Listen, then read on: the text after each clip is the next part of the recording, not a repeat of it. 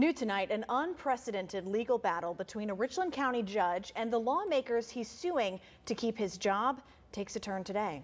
Some of those legislators are now alleging corruption in this process. Judge Joseph Strickland, the county's master in equity, says that the Richland County legislative delegation has a duty to forward his name to Governor McMaster for approval, since he was the only person deemed qualified to serve by the state's screening panel for the 6-year term ending in 2027. The delegation met today to discuss this position. Nick Neville live on the story for us in the studio and was there earlier for that meeting. Nick? Yes, Greg. So legislators took up 2 votes during the meeting.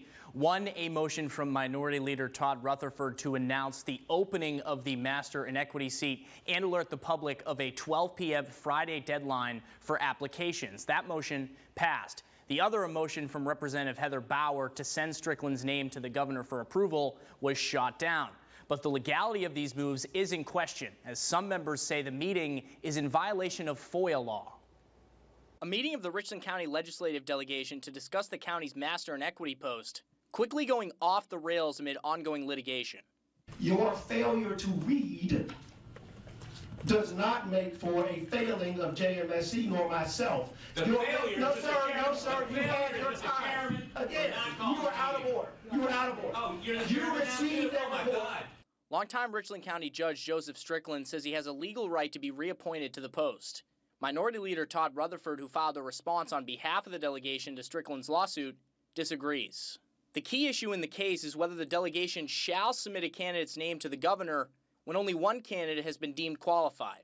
On Wednesday, lawmakers formally announced that the deadline for applicants is fast approaching and struck down a motion from Representative Heather Bauer to send Strickland's name to the governor.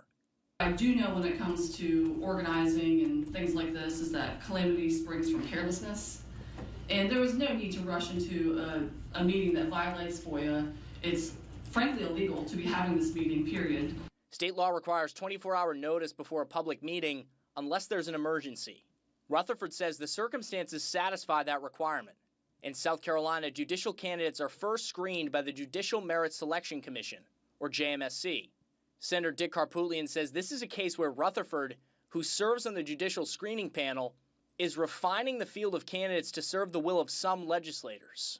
But Rutherford says he's simply doing his duty by law to fill what's been deemed a vacant position due to the delegation's inaction. I will be writing Chairman Rankin and Speaker of the House and ask them to begin to have hearings on judicial merit selection. The public believes the process is fixed. That's the fixer right there. His name came up, was given to every member of this delegation, put on their desk.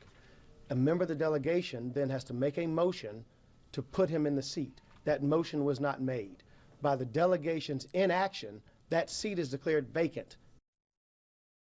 Now, an attorney for Strickland tells me that they plan to file a motion, an emergency motion with the Supreme Court to invalidate today's votes. Live in the studio, Nick Neville, WIS News 10. All right, Nick, thanks. And Rutherford says that these votes today make certain that the delegation will not seat Strickland again, but his attorney says that's up for debate.